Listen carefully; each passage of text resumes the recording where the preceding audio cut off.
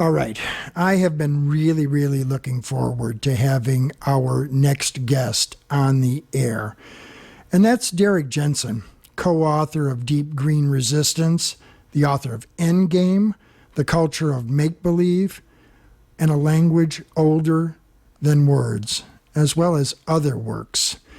Derek Jensen, thank you for joining us in the studios of KFUG on Public Process today. Well, so thank you so much for having me. Well, no, I really appreciate it. I was exposed to the work that you've been doing. I find it really, really interesting, provocative, to say the least. So there are a lot of labels thrown around about you and who you are. And I guess my question, as I do with the other guests that come on the show, before we get to any phone calls or anything else, is to find out a little bit about, what is it in your life experience and your values that brought you to doing the kind of work and the kind of writing that you're doing today? Before we go there, I'm there's something else I want to say, please go ahead.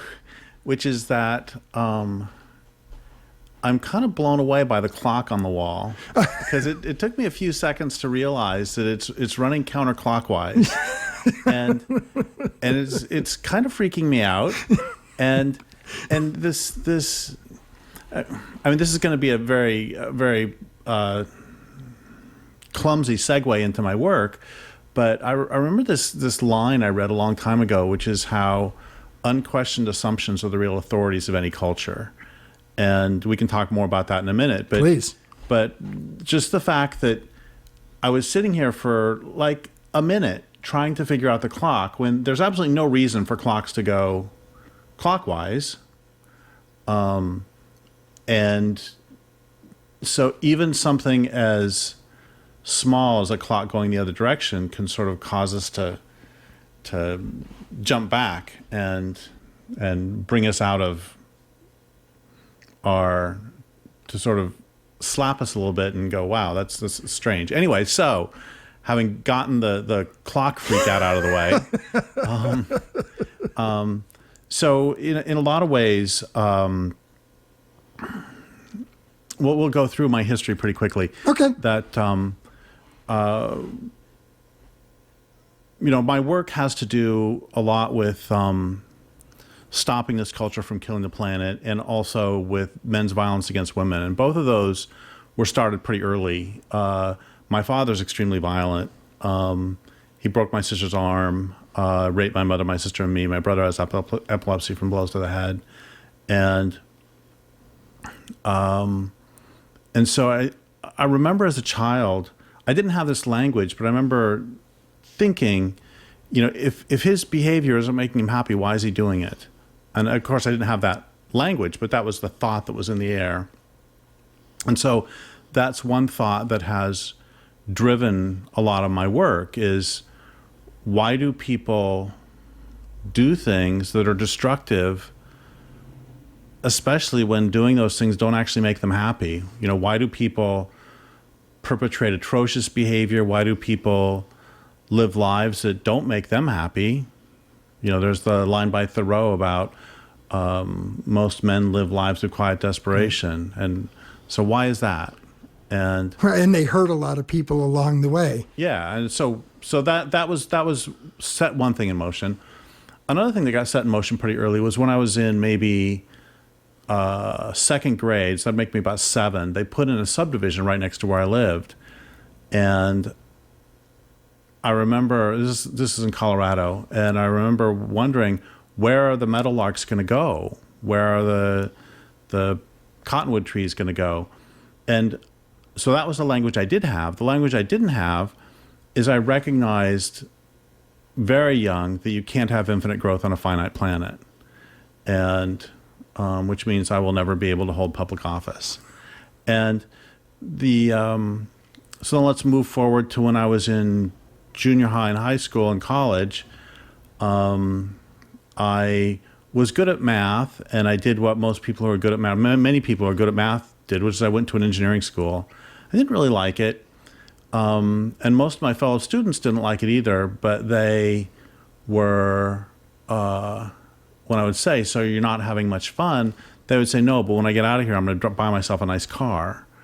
And it struck me, I worked summers at the National Oceanic and Atmospheric Administration when I was in college, and every morning when I would get up, I would go to work and I would see the dogs lying in the yard, and then I would go to this job I didn't really enjoy, and when I would come home, I would see the dogs lying in the yard, and it made me start to wonder, we talk about ourselves as being the apex of evolution, like, maybe it's border collie crosses, It's like, it struck me that, and I had this habit in my early 20s of asking people if they like their jobs, and about 90% said no. And I started asking, what does it mean when the vast majority of the people spend the vast majority of their waking hours doing things they don't want to do? What is that? Why would you make a society where that's true? What does that mean? And so those are some of the questions that launched me into the rest of my career. We're speaking with author Derek Jensen. You are tuned to KFUG Crescent City. I'm Mike Thornton. This is Public Process. I have 2 dogs as well who lay around and seem to be enjoying life a lot. And I'm kind of convinced that dogs are sort of the apex of God's creation, but that's just my personal opinion. So Derek, I've been involved in a lot of, social, racial, economic justice work in a variety of forms, and have also been involved with going and meeting with people who have been involved in those things up to and including, attempted armed insurrection against the government. And then also some work with Sierra Club and things like that, interacting with NOAA and trying to get national marine sanctuaries nominated, that kind of thing.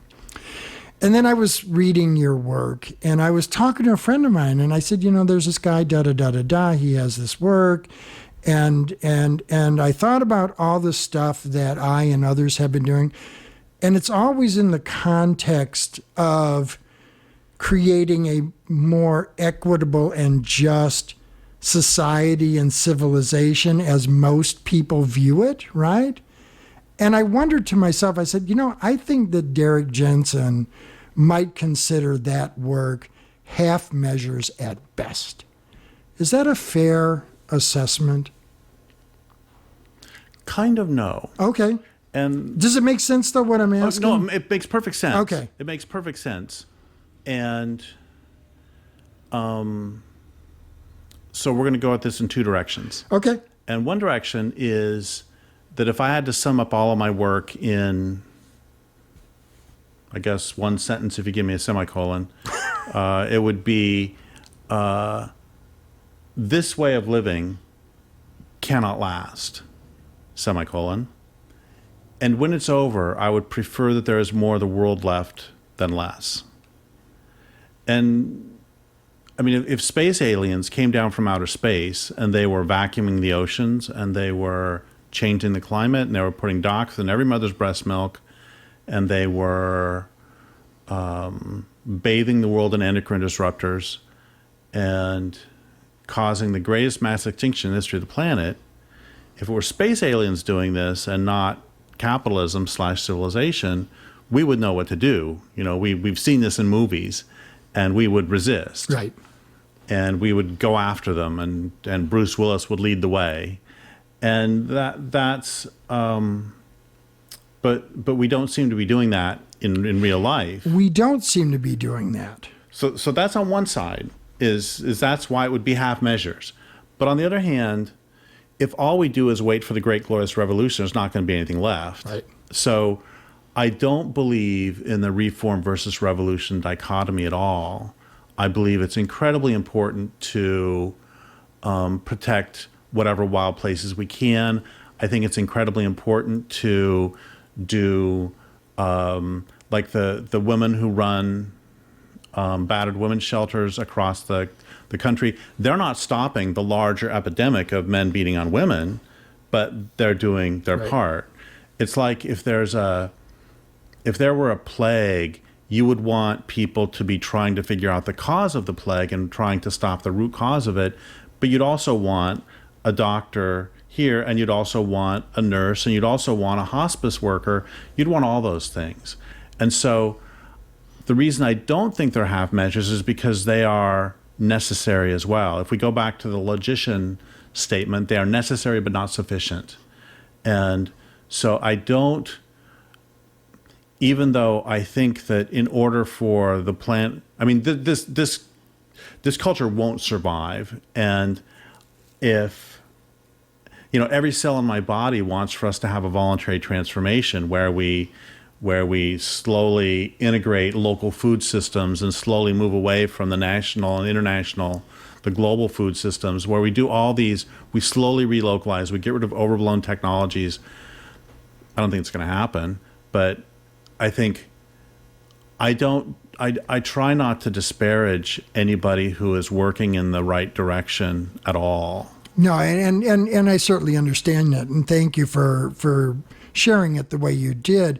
And I guess the reason why I raised it was not to devalue that other work, but that to at least try to enter into the conversation that you seem to have a much broader vision of all of this, because so here's the thing, right? I was reading the excerpt from Endgame that you posted on Facebook today, right? And you were comparing it to people in the death camps, kind of going quietly and willingly to their own deaths, distracted and mollified by people in nice blouses and light entertainment and all of that. And for me, I see that. We're going to our own deaths. We're walking into the chambers and into the crematoria as we pay attention to the distractions of people like Mr. Trump and others, and who's going to be on Bachelorette and all of that kind of stuff. And I guess to me the question is, how do we do the things that are necessary if somebody's bleeding out in the parking lot, go help them, but then at the same time not get caught up in that and realize and thinking that that's the answer? Well, that actually is an image that I use fairly often, is that you have this body is brought in, and the body is the earth. The body is brought in, and you have all these emergency room doctors and nurses are working desperately to stop the bleeding here, stop the bleeding there, except meanwhile the serial killer is still stabbing the person on the table, and the first thing we have to do is to stop that primary destruction. And there's a bunch of directions we could take this. One of them is that, I guess just to lay some groundwork, well, there's two directions to go right now. One of them is that, I started being an environmental activist in maybe 1989, 1990, and it was very clear very quickly that most of the activists I knew were basically just trying to hold on to whatever scraps of wildness they could, waiting for the whole system to collapse. And that this culture is going to continue to grind away until there's nothing left. I mean, you and I are both old enough to remember when there were bugs on the windshield. Right. And it's horrifying to me. And I've lived here in Del Norte for 20 years. And in that time, I've seen a dramatic decrease in, for example, harvestmen, the daddy longlegs. Mm-hmm. Just when I moved, this is only 20 years, and a dramatic decrease in the number of rough-skinned newts that I see. And I've talked to old-timers who've been here, since the 50s, 60s, 70s who've told me about seeing hundreds of newts at the same time. And the most I've seen at one time is probably 4. And these days, I just see a couple a year. Anyway, so let's go back in history. And one of the jokes I tell sometimes is that they say that the ability to recognize patterns is one sign of intelligence. I'm going to lay out a pattern. Let's see if we can recognize it in less than 6,000 years.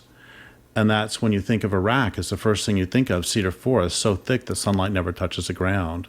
That's what it was prior to the beginning of this culture, was old-growth cedar forest.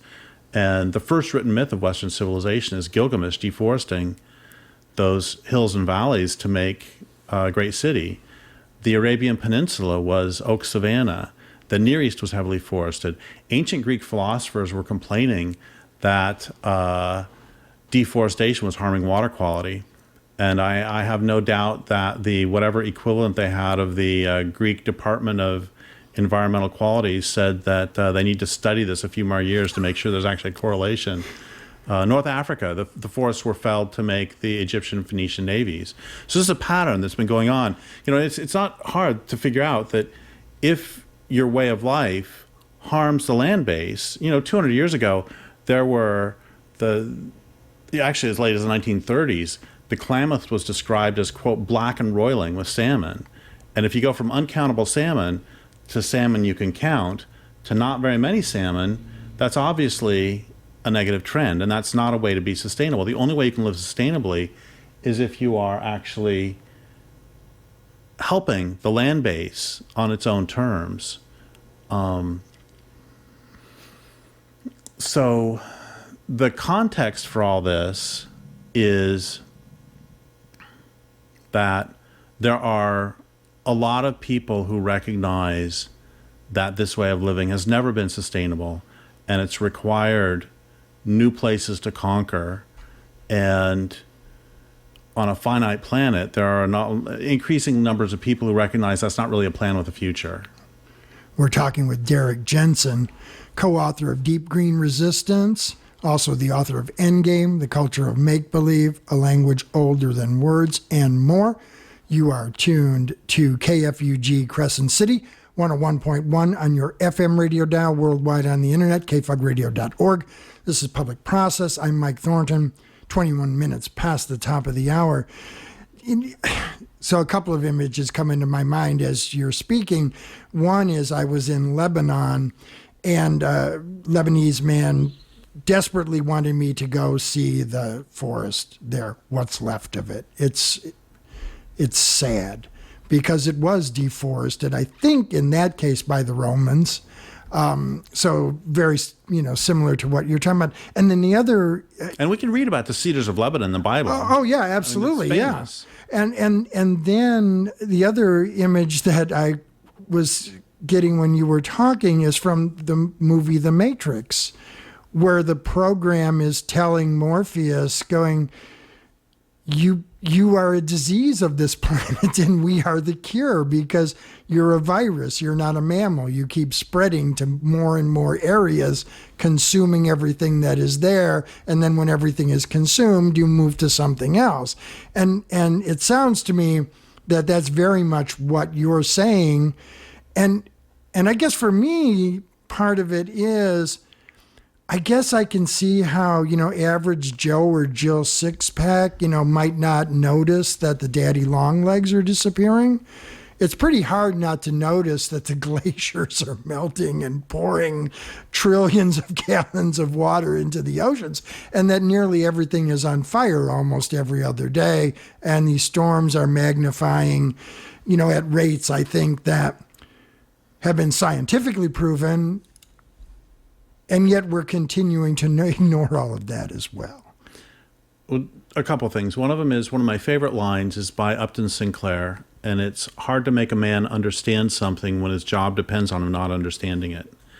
And I would change that a little bit to get rid of the sexism for one thing. It's hard to make a person understand something when their entitlement depends on them not understanding it. And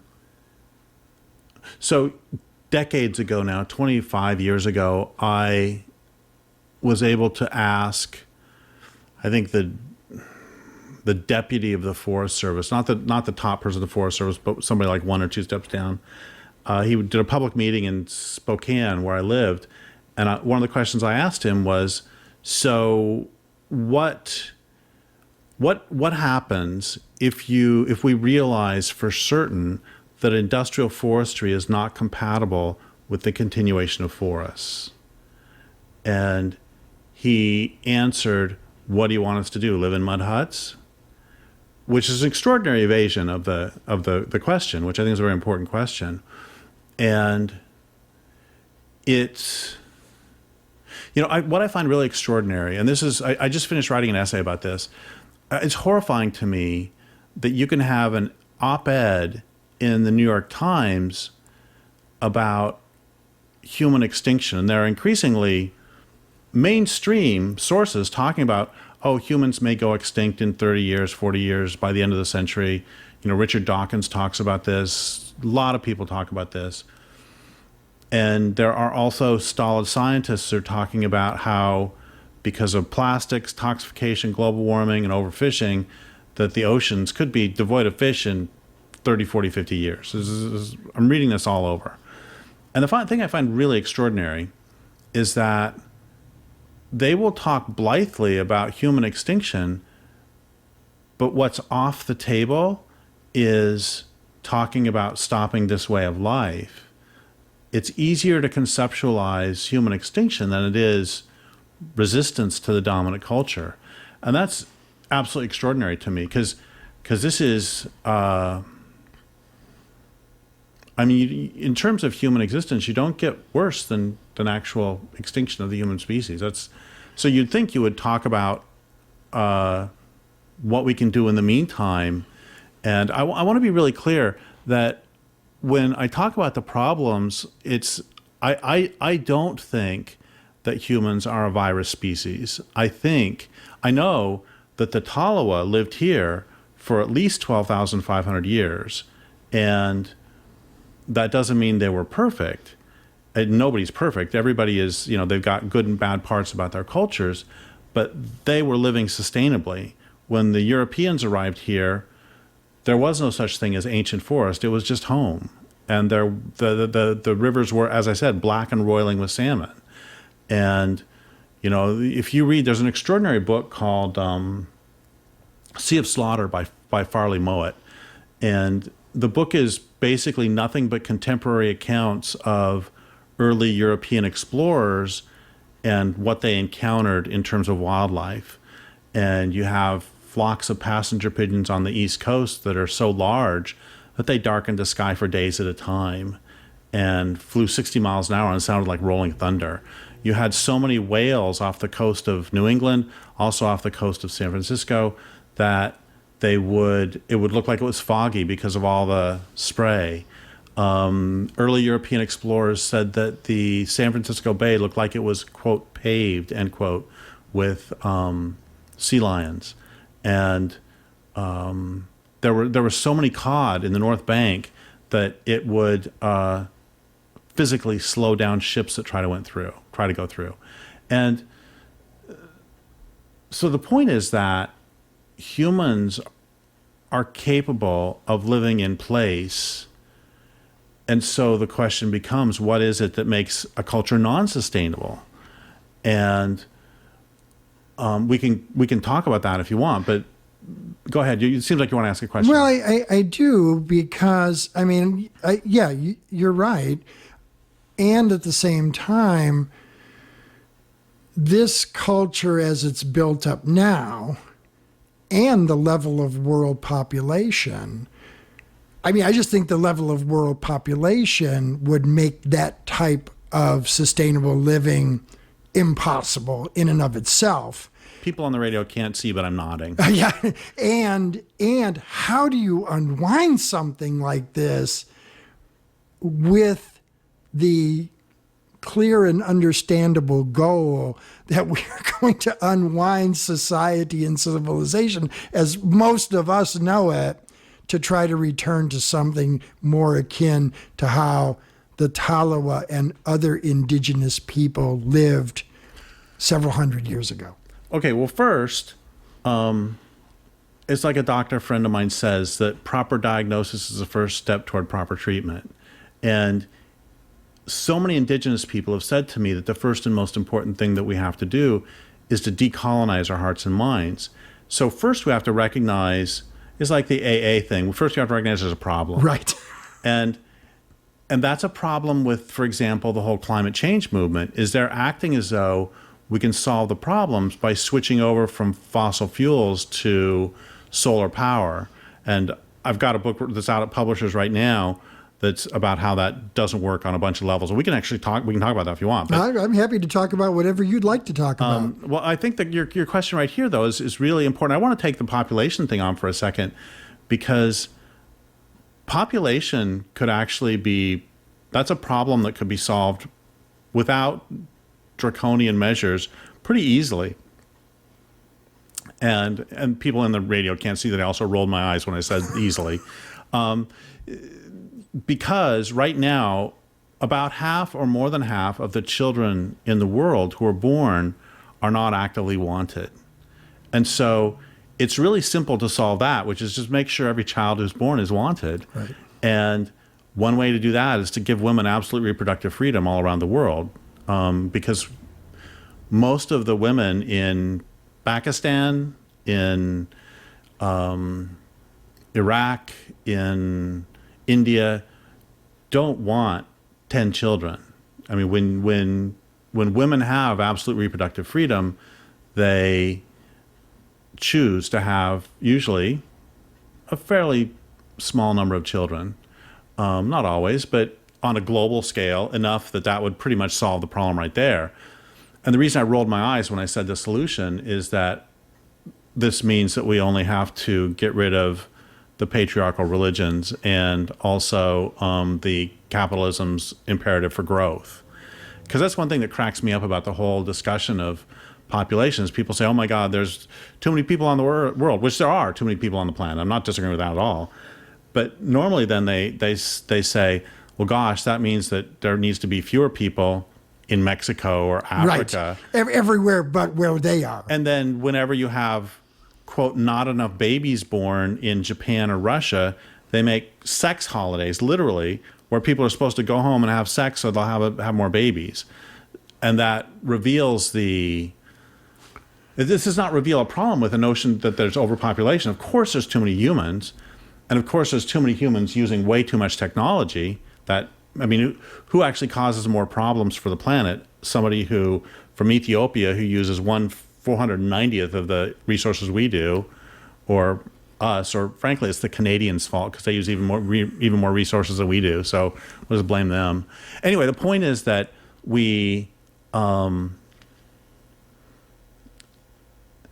fact that the discussion about population is often hypocritical and often racist and classist does not mean that there aren't physical limits. There is something called a carrying capacity, which is how many people a place can support permanently, and humans have exceeded carrying capacity. And I wish, here's the thing, when this is true with all of the things we discuss, I wish that we could approach these questions rationally, just that we could actually,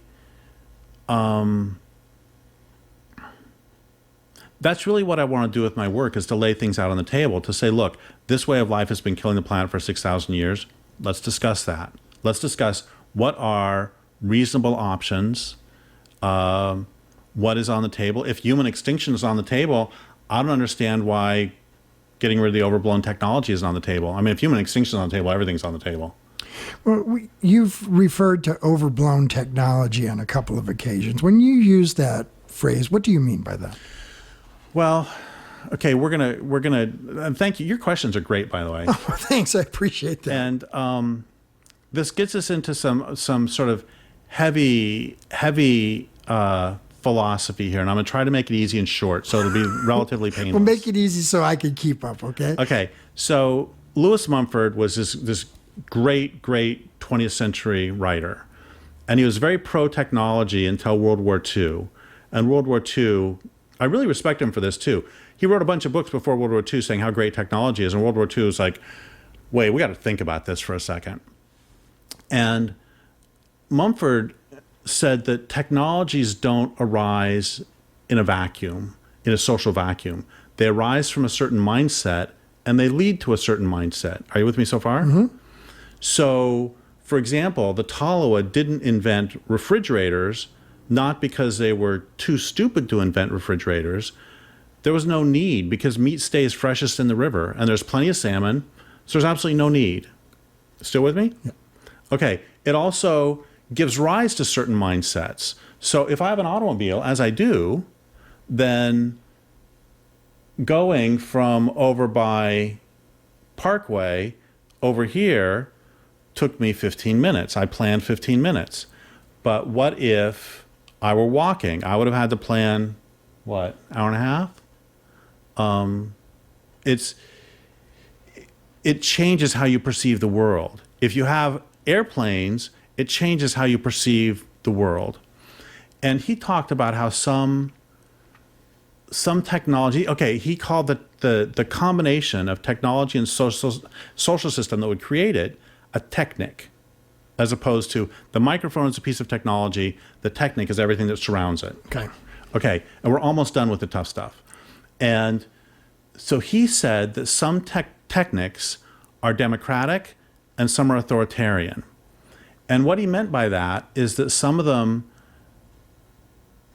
lead to democratic governing systems and some of them lead to authoritarian governing systems. And a great example of that would be pottery is a democratic one because anybody can access the mud, anybody can do it. Nobody can control your sources. Or a bow and arrow, because anybody can make one. Doesn't mean you're going to make a good one, but anybody can make one. Anybody can find the materials. On the other hand, a gun, and the reason I bring up bow and arrow and gun is because they both kill things. So that's not the point. But if you have a gun, if somebody can control your access to the gunpowder, they can control you. Right. You still with me? I am still with you. Okay.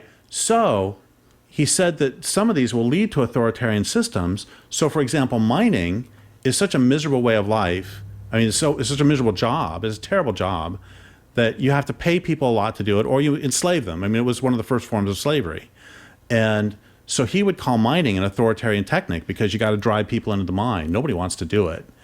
And then there's another point. And then you also, at every step of the way, you have to have people who will control, make sure nobody steals the ore, nobody steals the mine, the refined materials. Oh, a great example. I was getting interviewed years ago, and this guy interviewing me was a dedicated Marxist who believed that it was possible to create an industrial society where all exchanges were purely voluntary. I said, okay. Well, you're laughing, yeah. Well, I am laughing, but... So I said, okay.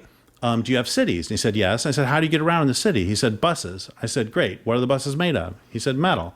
I said, great. Who works in the mines? And he said, well, you pay people a lot. He said, well, they don't really want to go in there. I said, I'll give you that anyway. But what about hard rock mining always creates water pollution. So what about the people who live next to the mine? He said, well, you pay them to leave. I said, what if they don't want to leave? He said, well, you pay them more. I said, what if their ancestors are buried there and they refuse to leave? They've lived there for 5,000 years and they will not leave. He said, how many of them are there? I said, I don't know, 500. What difference does it make? He said, well, the 1 million people in the city vote that the 500 people on the river have to leave. And I said, what you've done is you've gone from purely voluntary exchanges to democratic empire and land theft from indigenous people, right, and genocide. And tyranny. All so you can have a bus. And the point, another way to think about all this is who's in charge? You know, when they design cities, they actually design them for cars. They don't design them for human beings. And this takes us back to when I was 19 years old and wondering why we all have to work a job. It's like, who's in charge? The system has become in charge. And that was, finally, we're all done with this, that was Mumford's whole point, is the system itself has made it so it is actually in charge. Humans aren't making these decisions. We can pretend humans are making the decisions, but it's like, I've asked tens of thousands of people this question over the years giving talks. Do you believe that the government takes better care of human beings or corporations? Everybody. There's not a single person has ever said human beings. Right. And it's like, what does it mean when you have a system that is taking care of legal fictions better than it's taking care of humans? That's crazy. And so Lewis Mumford would say, yeah, that's just because you have all these social systems that are set up to value that over actual living beings. We're speaking with Derek Jensen, and you are tuned to KFUG Crescent City. This is Public Process. I'm Mike Thornton. So, Derek, a couple of things come to my mind as you're speaking, and thank you for making it, relatively clear for me. So the two things I think of that, in addition to, I think this, because I think at some point it winds up being kind of like asking a fish to describe water, right? You're born into it, you don't recognize it as being a thing because that's the way it's always been. And then another part of that is that as this technology continues to progress, since these things have been becoming realized throughout history, you have a smaller and smaller group of people who control it, and then also who are put in the position of basically being the technological priests who will explain it to the rest of the world. And now we're in a place where technology is not labor enhancing, it's labor replacing. And in a capitalist society, if the only thing you have to sell is your labor, and that there's no market for that labor, well, then what? So, so I don't know if that pushes things farther to say, how do we get ourselves out of this mess, or we just need to bring this all down even quicker? But I just like your thoughts on that. Well, okay, so my thoughts are going to be incoherent. That's okay, so are mine. So, and one reason, this is something that people listening may not know, is that most people getting interviewed are not as smart as they seem. And the reason is because they've been asked questions 100 times before, and so the first 10 times they just blundered around, and then eventually figured out answers. But I've got my patter down, and I can. Yeah. And I've never actually. I have thought about this issue, but nobody's ever asked me before. What about this particular issue of workers being replaced by automation at record-breaking speeds? And it's okay. I'm just going to tell a story. Please. Two stories, actually. One of them is that back in the 80s and 90s. One of the things that really annoyed me was that during the whole spotted owl crisis, they call it spotted owl crisis, but the cut was still going up for most of that time. And the problem was raw log exports and automation was cutting jobs. It wasn't actually, there were some areas protected for owls, but A, again, the cut was still going up, and B, nobody talked about the raw log exports or the automation. And that's the same thing here. Second is, I had this weird thing happen a couple years ago. It was pretty cool. Evidently, the company Patagonia, every year they have a special meeting of their board in which they bring in some outside experts to just talk to the board that day and sort of revitalize them. And I was asked to do that. And I was supposed to come sort of speak for the earth and just make sure they stay on. And the cool thing is Patagonia... You were only asked to speak for the earth. That's it. And the cool thing is that the people who run Patagonia really do... Their primary loyalty is to the earth. I was very impressed. But one of the things we talked about over lunch, during the day we're talking about business things and also earth things. And then over lunch, somebody brought up this question of, there are so many people who are projecting that automation is just going to completely take over the workforce within 10 years. Mm-hmm. And I guess this is a long way of saying I don't know how to answer your question, because the people who run Patagonia didn't know how to answer that question. They were kind of freaking out about it because they actually do, in that company at least, they do care about the workforce. And they were talking about this hose factory in Italy that only has 3 employees. It's like one person to oversee the machine, one person to oversee the arrival of raw materials, and one person to oversee the shipping, and everything else is automated. And on a tangible level, I mean, who was it who wrote the essay? Was it Wendell Berry who wrote the essay called "What Are People For?" I mean, this is really, and what are people for?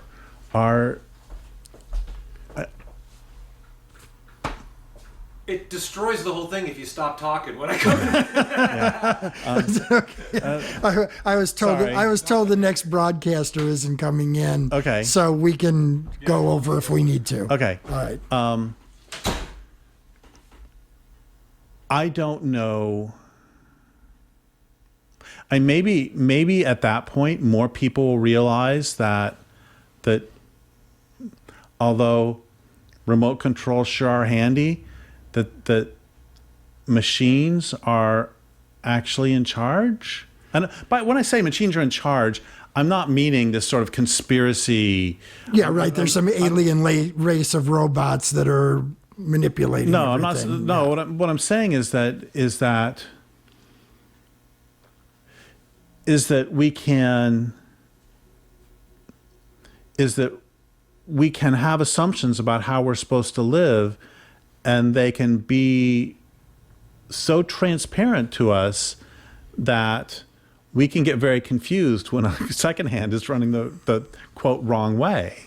And that's, again, just a trivial example, but on the larger sense, it's like one of the things I used to talk about at my talks a lot is part of the reason that we defend the system rather than the land is because our experience, not our thoughts. I mean, we may know in our head that that food really comes from the land, but our experience is it comes from the grocery store.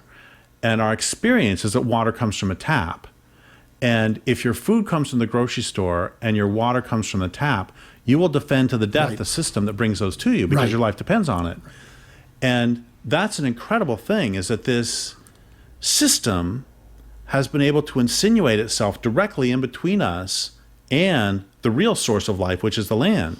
That if your food comes from the land and your water comes from a river, you'll defend to the death those, because that's where your life depends on. Because that's where you have your primary relationship. But the system itself has been able to insinuate itself such that we are dependent on the system, the very system that is destroying the planet.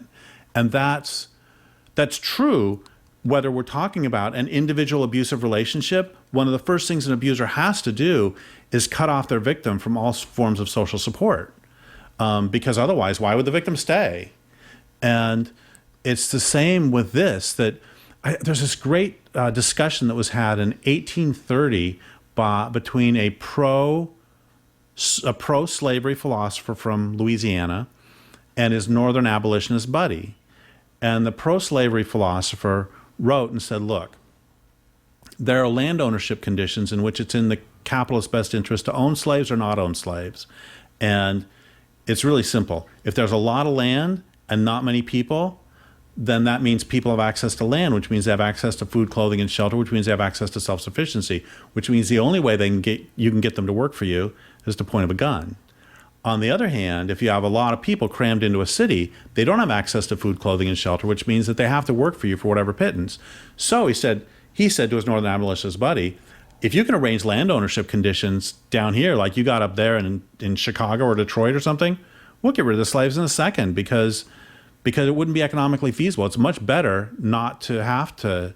Right, because then we won't have to pay to feed them and house them and clothe Exactly. them. Right. Exactly.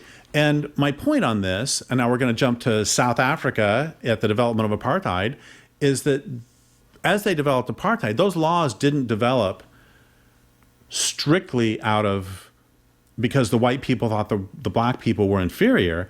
They developed, that was part of it, but they developed because the mines needed workers. And so, for example, they would pass a hut tax or a dog tax or a poll tax because all the people were living in subsistence villages where they didn't need to get a job. But now if you force them into the cash economy by making them pay taxes, then you've got a workforce. And my point is they had to find ways to separate them from the land to get them into the system.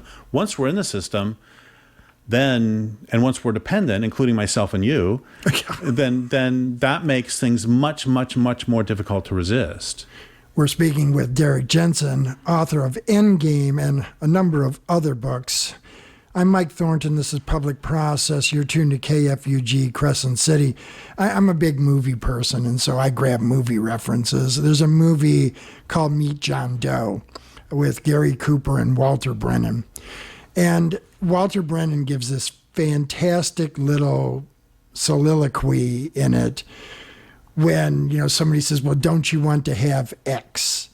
And he goes, well, once you have X, then the he-lot's got you, because once you buy a car, well, then you got to buy gas, then you got to buy tires, then you got to get a driver's license, you got to do all of this stuff. And then he's going to keep saying the he-lot's got you. And the guy goes, who are the he-lots? He goes, a bunch of heels.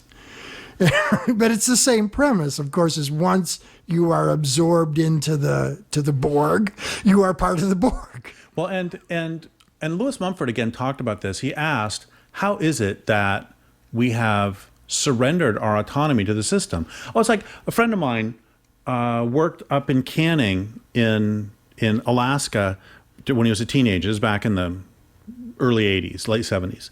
And he said one of the things they did is they made everybody cut their hair. And he said a lot of the sort of hippie types were complaining bitterly about having to cut their hair, which made my friend laugh because they were complaining about cutting their hair, but they weren't complaining about having to work 12 and 14 hours a day. And this goes back to that question of what does it mean when the vast majority of the people spend the vast majority of their waking hours doing things they don't want to do, is once the system is in place. So here's Mumford again, that he said, how is it that we have given up our lives so easily? And his answer is what he calls the magnificent bribe, that basically the smart thing that the dominant culture has done that's way smarter than the sort of half-baked authoritarian systems of King Henry VIII or Idi Amin for that matter, is that they have not only used sticks but carrots. Right. And, it's pretty nice having access to Wi-Fi, and pretty cool having access to, I can watch whatever football games I want, and I got 27 brands of toothpaste, never mind the fact that salmon aren't really in the streams very much anymore. And so we have been, I keep asking why more of us don't resist. I mean, if there's any humans left 100 years from now, they're going to ask what was wrong with us that we didn't fight like crazy as the world was going down. And the answer, I'm afraid, is that we have access to ice cream 24/7. And that's really seductive. We're speaking with Derek Jensen, author of Endgame and Deep Green Resistance, as well as a number of other books. 12:51 on this Labor Day. You are tuned to KFUG. I'm Mike Thornton. This is Public Process. So Derek, I guess the question is how. So I had a friend of mine who was from Yugoslavia, and when he came here, he said, Mike, he said, in my country, it was pretty straightforward. If they didn't want you to do something, if they didn't want you to say something, if they didn't want you to think something, they just stuck a gun in your face and said, do that and we'll kill you. And he said, over here, he says, things are much more subtle and much more complicated. And I said, Eric, you're right. So I guess the question is, because I agree with you. I think any rational person, I'd like to think that I'm at least sometimes a rational person. It's pretty clear this is all going to crash at some point. And then the question, of course, is, well, then what? And how do those who want to try and help people to disengage from the willful blindness that the system helps to create to be, because when it crashes, who knows what's going to happen, right? It could get really, really even worse. I mean, at least temporarily, Oh, it will. Yeah, because I see all of those people who are no longer needed killing each other and anybody who gets in their way, and desperation, and I mean, it just could get really ugly. I think it'll get worse for us. I asked Anuradha Mittal, former director of Food First, if the people of India, the rural people of India, would be better off if the global economy disappeared tomorrow. And she laughed and said, of course, because they're being driven off their land by Coca-Cola, et cetera, right now.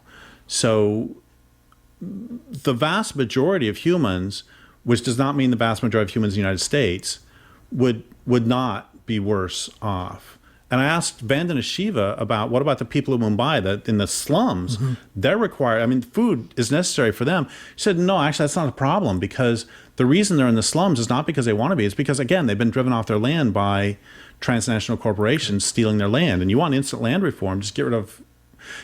Anuradha Mittal told me that there are former granaries of India that now export dog food and tulips to Europe. Right. And so for a lot of people, it wouldn't be worse. For us, yeah, because we're going to lose access to ice cream 24/7. And I'm making a joke about that, but I recently had bypass surgery. And see, here's the thing that kills me, is that, no pun intended, is that if I were put in charge, even though I talk about we need to bring down civilization, I would actually have a fairly, if I were put in charge and could actually do anything, if the corporations wouldn't, would allow it, I would get rid of the overblown stuff first. I would hold on to hospitals for a while. And this is another thing that just kills me, is that we're wasting the last of fossil fuels on crap like retractable stadium roofs. And, I would be hoarding that to use. I mean, hospitals should be the last lights that go out. Anyway, but I think I distracted from your question. What was your question?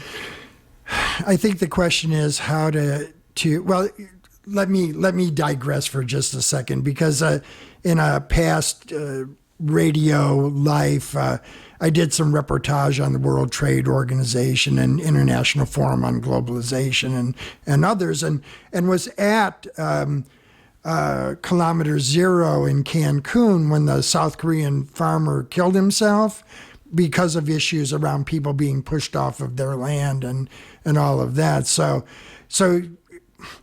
even though my question tended to be a little bit northern hemispheric centric, I think you're right. It would, if it crashed, a lot of people would be better off. And in those places where it wouldn't be better off, what's the process for helping people to be able to disengage for when it does crash, that they're ready to go in a more positive direction than in the direction that would make things much worse in the short run prior to extinction of the human race? Well, I think that's a great question, as all of yours are. And I think that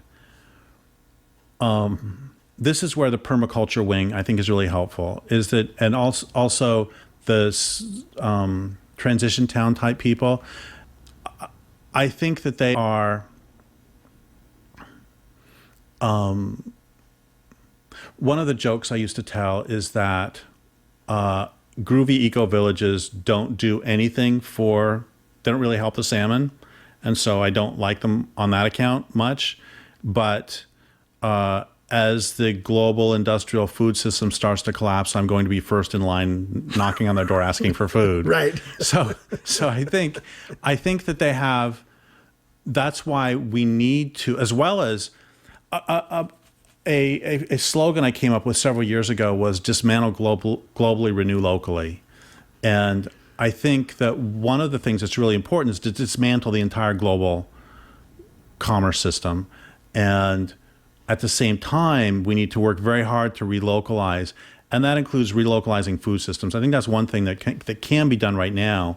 And I hate to turn this into an ad, but to support local CSAs and to support local ag however you can, I think is incredibly important, because we're going to need those food systems in place as the larger system collapses, whether it's through global warming or peak oil or through resistance or whatever way.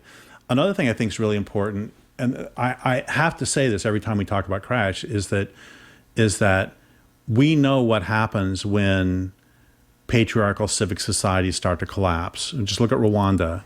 What happens, and look at what happens when a mill closes. Rates of domestic violence go up. Men beat on women more, which is why that's why I emphasize in my work so much loyalty to women, that the time to make your loyalty to women is now. It's not as some sort of Mad Max scenario develops. And so I think it's really important that we try to reinforce. And, I wrote a book, Cultural Make-Believe, about how as economic systems collapse, I mean, I'm pretty proud of it. I wrote it in 2001, and I pretty much predicted the rise of the Tea Party. And as economic systems collapse, people, they are taught not to blame the system itself, and they will instead often blame they will blame members of other races. They will blame strangers of some sort. Insert target group here. Yeah, Jews for Germany Right. in the Weimar Republic time. And that is something else I think that we need to try to inoculate ourselves against before it happens, because when the people are, Kristallnacht, it's too late to stop the worst of it. Maybe it's not too late to stop the worst of it, but there is great momentum by then. Right. It's always better to try to lay out beforehand what's coming and who the real sources of misery are, and to have those discussions. And see, one of the things I think we do is exactly what you're doing right here, which is we have to talk about these things openly and honestly. A good friend of mine's a doctor, and I just love the medical model for a lot of this. Medical model has some problems, but I love the fact it's like, okay, here are some symptoms. What do we think the disease is? Let's look. Let's poke around. Let's think about this more. Let's have discussions with different sorts of experts.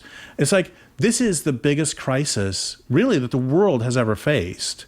And you'd think we'd talk about it more than... This is one of the jokes I tell that's also not very funny, is that there are more people who care about the Detroit Tigers than care about real Tigers, which, given how the Detroit Tigers are playing, is even crazier. We're talking with Derek Jensen, author of Endgame and co-author of Deep Green Resistance, as well as a number of other books. This is Public Process. I'm Mike Thornton. Derek, I appreciate you being here. Can you hang for another 5-10 minutes? Yeah, we can do another 5 or 10. So okay. we'll fill in until the next person gets here. Well, no one's coming, but I just have a couple more questions that great. I'd like to ask you, if that's Great. okay. Perfect. So, when I was doing research about you prior to the interview, and like I had said earlier, I saw labels, anarcho-primitivist. I don't know quite what that's supposed to be. I think I know what it is. One was poet-philosopher of the environmental movement, and the other one was, quote-unquote, the violence guy. And I want to ask you about that, because you've talked about resistance, and what experience I have in confronting power is that when power actually thinks it's threatened, it will fight back, and it will fight back violently. And so I guess the question is, if we're talking about the stakes being as high as the stakes are that we're talking about, when we talk about resistance, when you use that word, what do you mean by it?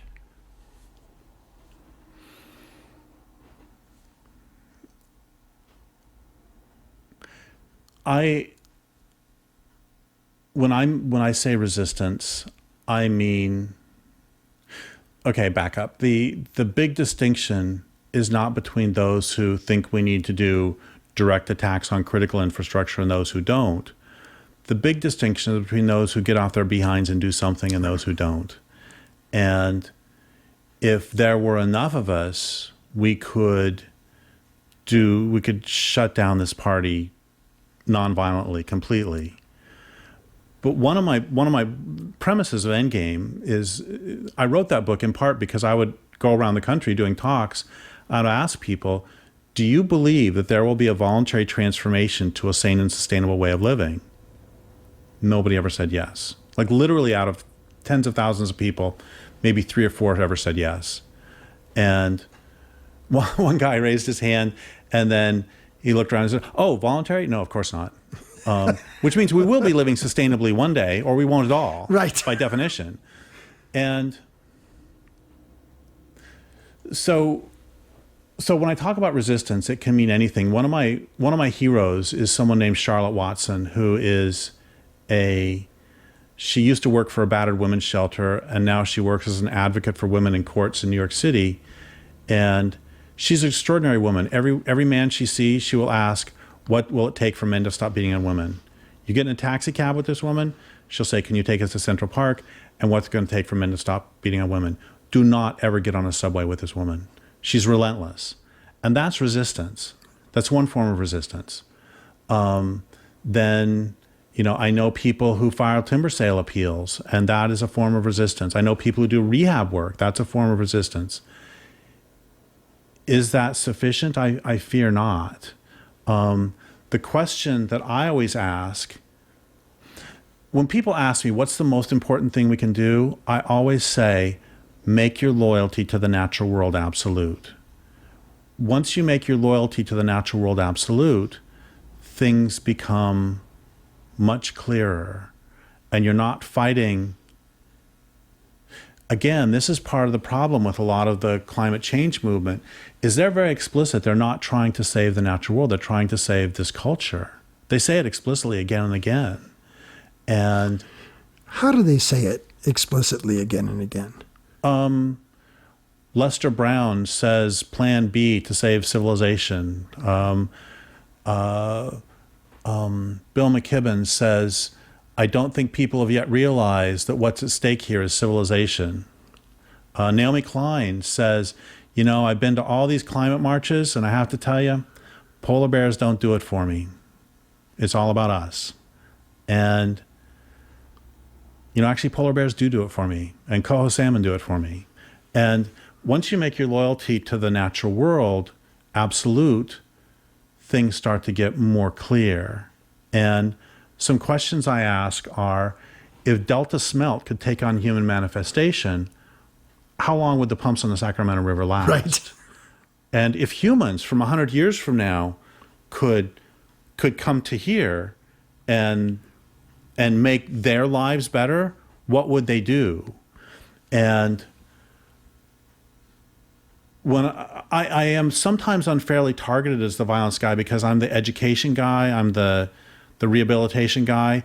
It's just, I don't take that off the table. And I've had wonderful conversations with Chris Hedges about this, who's very much a pacifist, but he's a pacifist because he has been in war countries so much. Right. And it's very interesting that one of the things he took from his experiences of violence in war-torn countries is how much it destroys people. And that's absolutely true. And it destroys the victim and the perpetrator. Absolutely. Right. Absolutely. Completely agree. One of the things I took from the violence of my childhood is that perpetrators are insatiable. And you can't stop them by saying, "Look, I'll clean the dishes better." Because it's not really the dishes that the thing is about. And this is one reason I love talking with Chris so much, because we agree, disagree, and we both understand these dynamics. It's just, if coho and Chinook salmon could take on human manifestation, how long would dams stand? And I fully recognize too that one reason I can say this, there's decades ago, I was listening to John Stockwell, I think his name is. Oh yeah, he wasn't he the guy who ran for vice president with Ross Perot or something? No, I don't. Oh, did he? Well, only thing I know about Well, him. I might be thinking of another guy named Stockwell. Okay, yeah. so the guy I'm talking about was a CIA agent who came out against the agency. No, I'm thinking of a different guy. Okay, so he was exposing, this is what the agency has done, and the people of Guatemala actually liked us, but if you want to make somebody hate you, kill their parents. Yes, and overthrow their government. Yeah, and so he was that was his big deal. And one question somebody asked him at a talk is, if everything you say is true, why haven't they killed you? And he said, because they're winning. There's no reason to. The government is not going to come after you or me or anybody else as long as they're winning. And as soon as everything starts falling apart, they're going to go after everybody they want. I mean, this is what happens when authoritative systems start to come down. Unless it could also be like the collapse of the Soviet Union, in which case they just can't deliver the mail anymore. Right. I guess part of the reason why I asked the question was it's a hugely important question. Well, I think it is. And I think it's important for a couple of different reasons. One is to give you an opportunity to clarify, that. And then I think for me, the question is, it's like, why is it always the powerful who get to demand nonviolence of the powerless, right? While they're violent, right? They will do anything that they have to maintain their interest, their power, their civilization, their society, up to and including killing anybody and everybody who gets in their way. But boy, oh boy, if you want to challenge it, you need to be passive and nonviolent. Well, so the way I wrote Endgame is I have all these premises I lay out before the book. And one of the premises, I don't remember which, is this culture is based on a rigidly defined yet often unarticulated hierarchy. And violence done by those higher in the hierarchy to those lower is often invisible. Right. And when we do notice it, it's fully rationalized. Violence done by those lower on the hierarchy to those higher is unthinkable. And when it does happen, it's met with shock, horror, and the fetishization of the victims. And there's just a bazillion examples of this. I mean, one example and this is going to get me in trouble with some people, which is part of the point, is that, we still know, all I have to say is 9/11, and we know it's just, and it was this horrible atrocity. But we can talk about any number of atrocities that killed equal numbers of people, but it's those in power doing it against those who are lower, and we never hear of them. I mean, how many people know about the massacres that took place in this county? Right. And Nantucket. And how many? I just the other day learned about a massacre in a county of central eastern Nevada. It's like 200 people. I never heard of it before. And these are just, you could make a quilt. This is something I wish somebody would make a quilt of the United States that has all of the massacre sites of indigenous people on it. And anyway, so that's part of the problem is we have this system where that's expected that the violence is going to flow downward. It's just, it can't flow upward. In fact, even property destruction is considered violent. If somebody lower on the hierarchy destroys a property of somebody higher, then that is also considered violence. When I was at another radio station, I went to Waynesburg, Pennsylvania, to interview Mumia Abu-Jamal at the prison there. And he said an interesting thing to me. He said, Mike, he said, the United States was born and built upon the blood of slavery and genocide. And if those are the roots, how far can the fruit fall from the tree? And so I at first I kind of went, wow, that's harsh. You know what I mean? And then I went, wow, that's actually true. And so, I mean, and I guess what I'm saying is that where we are today is the logical kind of conclusion of that, though recognizing that type of thing didn't necessarily start with the slave trade here in the United States, that it's been going on before that as well. This civilization that is unsustainable that will eventually kill us all and kill a lot of people along the way. Does that make sense? Oh, absolutely. The anthropologist Stanley Diamond talked about how civilization originates in conquest abroad and repression at home. And I mean, this is true. I mean, the British Empire was certainly founded on various Chinese empires. It's the same. I mean, any empire is by definition based on conquest. And even if you don't think you're having conquest, you still have colonies. And there are people, including non-human people, who live in those colonies and who are being harmed by It's like one of the jokes that I used to tell about immigration is that I would say, and let me finish the sentence before you kill me here, that I would say I'm all in favor of closing the border with Mexico on one condition, which is that we close it to the movement of resources as well as people. Because if you want to close it to the people but not the resources, what you're saying is, I don't want you, but I want coffee that's grown on your land. Because the reason they're coming up here is not because they want to take eco tours of the San Joaquin Valley. Right. They're coming up here because their land's been destroyed through for the creation of cash crops. I took a picture of a T-shirt at Walmart, right, which was this very, 4th of July jingoistic T-shirt, I'm assuming that everybody can kind of visualize what I'm talking about. But then I focused in on the label, right, which said made in Honduras. So we don't want you, but you can make our jingoistic crap T-shirts. Right. So bring that T-shirt, but you stay home.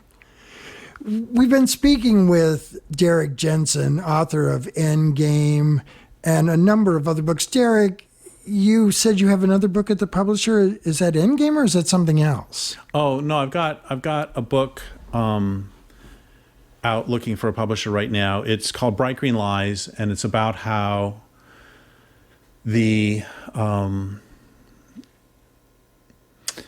wind and solar not only won't save the planet, they won't even save the economy, and they're actually pretty harmful for the planet, and they waste time we don't have on solutions that won't work.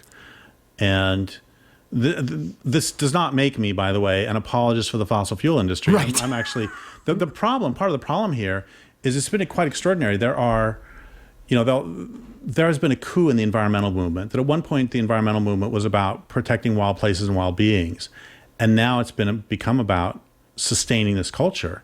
You can have 1 million people or 100,000 people walk on the streets of Paris or New York, and if you ask them, why are you marching? They'll say, to save the planet. And if you say, what are your demands? Their demands will be, we want subsidies for the solar and wind industries. And that's an extraordinary coup to turn a social movement into a lobbying arm of a sector of industrial capitalism, especially when they don't help. And we don't really have time to go into it, but I mean, if you want to do an entire interview about that subject, I'm happy to do that. I would love to see that happen because, it leads me to something that I meant to ask you a little earlier, but I'll ask you now if you don't mind. You were talking about this issue of overblown technology, and I meant to ask that part of the problem seems to be, this not just reliance, but almost religious belief in technology, right? That somehow or another, and I think this is propagated by the people and entities that profit by it. Man, we can run this planet all the way to the curb, and then just when we get there, we're going to come up with this technological big think machine that will fix it all. So don't sweat, right? I mean, does it? Oh, it's heaven. It is the rapture. It absolutely is a belief in a technotopian heaven. We'll all get pie in the sky by and by. When we die. Yeah, and I guess as long as we get to say it again next time, I want to say one thing. Please. about why wind and solar. Okay, wind and solar, of course, they take tremendous amounts of material. We can talk about that next time. But in the meantime, I want to introduce everybody to Jevons, Jevons paradox. Jevons was an economist in the 19th century who studied coal in the UK.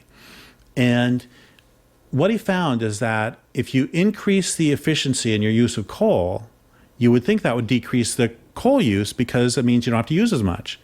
It actually increased demand for coal because if coal is cheaper, you find more ways to use it. And the way this applies to wind and solar and everything else is that every time a new form of energy comes online, it adds on to the previous one. It does not replace them. And so Jevons' paradox, as more energy is available, more energy is used. I mean, just a really great, simple example would be, let's say you have a grow scene, and let's say your primary expenses are $2,000 a month in electricity, and or $1,000 a month in electricity. Make the math easy. $1,000 a month in electricity, and electricity, you suddenly get the super duper eco grow light that will make it so your electric bill is now $500. Well, you can spend that $500 on, you can do other things, or you know what? You can expand your business. I could double my gross scene and make now like 4 times as much money because, et cetera, et cetera. That's how capitalism works, and that's how Jevons paradox works. That's one reason all this stuff is just nonsense. We've been speaking with author and environmentalist Derek Jensen. Derek, any final words for the audience for today? Well, I would recommend that anybody who asks to be interviewed by you says yes, because your questions are great. Well, thank you. I really appreciate that. And we look forward to having you on KFUG in the future, because I think it's clear to me that almost any one of these topics could be expanded on easily for an hour. Which is why I've got 25 books. Yeah, right. Cool. Thank you very much for being with us on the program thank you so much today.